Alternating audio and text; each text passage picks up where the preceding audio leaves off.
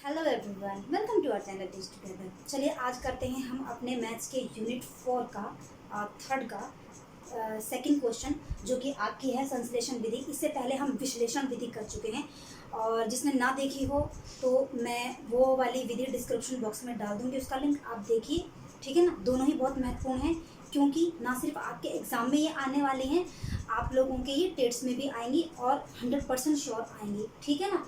आपकी वाइवास वगैरह में भी पूछी जाती हैं ये।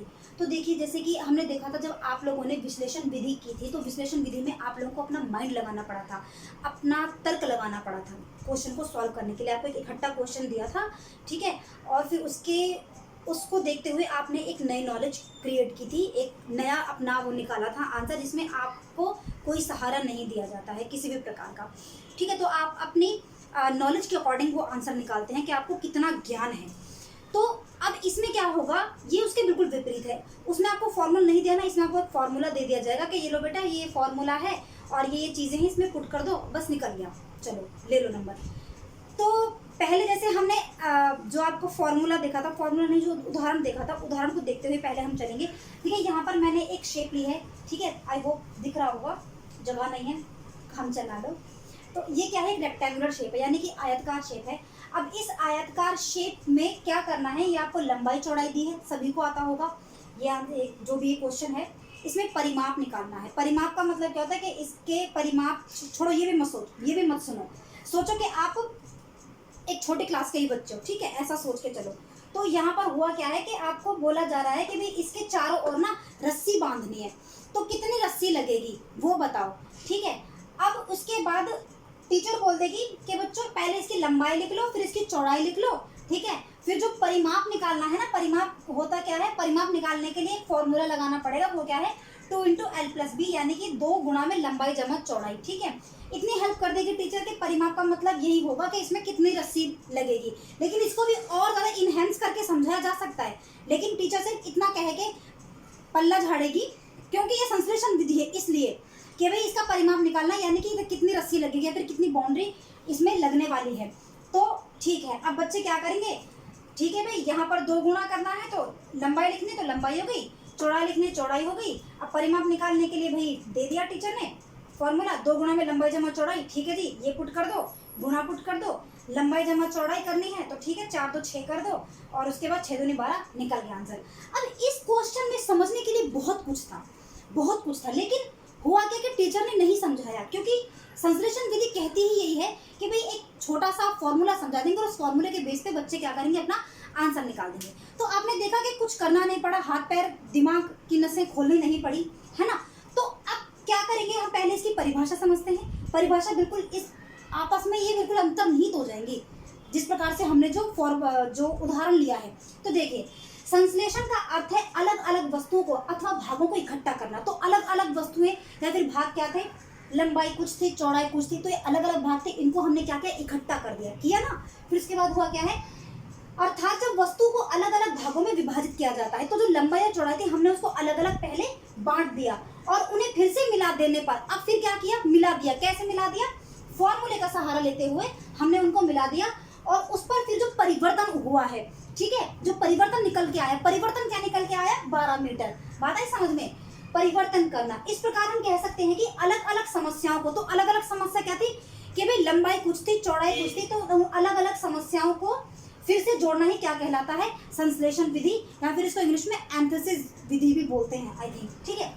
तो इस विधि में बालकों की तर्क शक्ति का विकास होता। तो हुआ कुछ नहीं हुआ ना, जमा घटा तो बच्चा सीख ही लेता है छोटी क्लासेस में। अब आई होप ये समझ आया होगा, नहीं आया हो तो आप मुझे बता देना, फिर से हम करेंगे।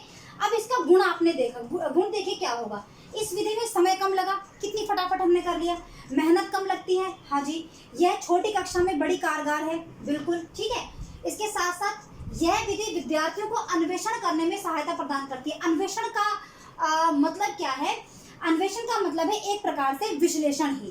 तो यहाँ पर ये जो टर्म है ना, अन्वेषण, अन्वेषण यहाँ पर ये बताएगा कि जब टीचर ने देखा कि हाँ बच्चे ने 10-12 क्वेश्चन बड़े रैपिडली कर लिए, ठीक है, बड़ी फ्लुएंटली कर लिए, तो अब यहाँ पर टीचर का कर्तव्य बनता है कि वो सिर्फ उसको रटाए ना जाए, वो ये बताए कि बेटा परिमाप है क्या, या फिर हमने ये 2 क्यों लिया,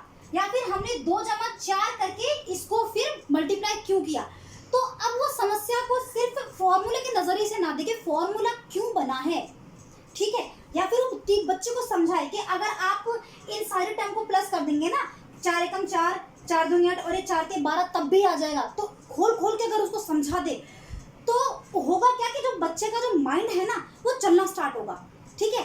फिर बात रटने तक नहीं रह जाएगी। तो हम ये कह सकते हैं कि विश्लेषण विधि पर जाने के लिए संश्लेषण विधि पहले काम करती है।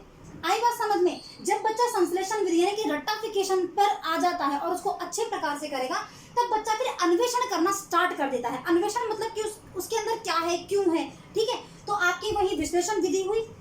फिर क्या है, अब मंदबुद्धि विद्यार्थियों के लिए उपयुक्त है, वो इसमें अच्छा काम कर सकते हैं। अब इसके आप दोष देखिए, सभी समस्याओं का हल करना इस विधि से संभव नहीं है, क्योंकि ये कुछ इसमें फॉर्मूले बनाए जाते हैं, तो सारी समस्याएं इसमें आप इंक्लूड नहीं कर पाएंगे, ठीक है। फिर क्या है, विद्यार्थी प्रत्येक बात पर समझने में अध्यापक पर निर्भर रहते हैं। एक सेकंड, हाँ फिर से देखते हैं। तो क्या लिखा था कि विद्यार्थी प्रत्येक बात पर टीचर से पूछते रहते हैं। तो ऐसे बार बार बोलेंगे कि जैसे कि मान लीजिए कि आप सोचो कि आप टीचर हैं, ठीक है, तो बच्चा बार बार आएगा क्योंकि उसको रटना है, उसको अपने माइंड में ना ये फिट करना, ठोकना है जबरदस्ती। तो बार बार कभी बच्चा हो सकता है कि 2 दूनी 4 करके आ जाए, या फिर कभी हो सकता है कि कुछ और गलती करे, तो वो बार बार पूछेगा, बार बार बोलेगा मैम पहले लंबाई आएगी या चौड़ाई आएगी, मैम पहले प्लस करना है मल्टीप्लाई करना है। तो वो हर बार टीचर का सहारा लेगा, क्योंकि उसको चीजें रटनी है, फॉर्मूले के हिसाब, फॉर्मूले को उसको फॉलो करना है, ठीक है। अच्छा फिर क्या हुआ है, तो ये बात समझ आई। विद्यार्थी प्रत्येक बात को समझने में अध्यापक पर निर्भर रहता है। इसके बाद क्या है, इस विधि द्वारा गति और कौशल प्राप्त करना कठिन है। भाई आपकी क्वेश्चन को सॉल्व करने में तो स्पीड बन जाएगी, लेकिन दिमाग की स्पीड नहीं बनेगी, ठीक है ना। यह रटने पर बल देती है, तर्क शक्ति नहीं लगती, तो रीजनिंग बिल्कुल नहीं लगाएंगे आप। और जो आपकी सोचने का जो विकास है, सोचनीय विकास, सोचना, वो आपका बिल्कुल भी डेवलप नहीं होगा। और इसके साथ साथ इसके गुण और दोष आप और भी ज़्यादा लिख सकते हैं, आपकी बुक में दिए होंगे, उनको देखना, ठीक है। तो इतनी आज की कहानी है, इसको अच्छे से कर लेना, रटना मत, समझ लेना, ठीक है। रटने से काम नहीं चलेगा। और साथ ही साथ आप लोग जो इंग्लिश के 2 क्वेश्चन आए हैं, एक तो फर्स्ट लैंग्वेज का और एक और है फोनेटिक का, तो वो मैं आपको बताती हूँ, ठीक है। 1-2 दिन में बता दूंगी। कल आपसे मैं हिंदी के क्वेश्चन डिस्कस कर दूंगी, ठीक है ना, वो भी फटाफट कर लो। एग्जाम्स में भी आपके अब कुछ कह नहीं सकते, 50-50 है, बिकॉज बहुत सारे बच्चे ऐसे हैं जो रह कहीं और रहे हैं और अपना कोर्स कहीं और से कर रहे हैं, तो दिक्कत थोड़ी होगी। फिर भी देखते हैं, आप जुलाई तक तैयार रहिए, मई जून जुलाई तक तैयार रहिए फिर भी, ठीक है ना। फर्स्ट वीक में होंगे, अगर होंगे तो ठीक है। फिर मिलते हैं हम नेक्स्ट क्लास में, तब तक के लिए thank you, goodbye and take care.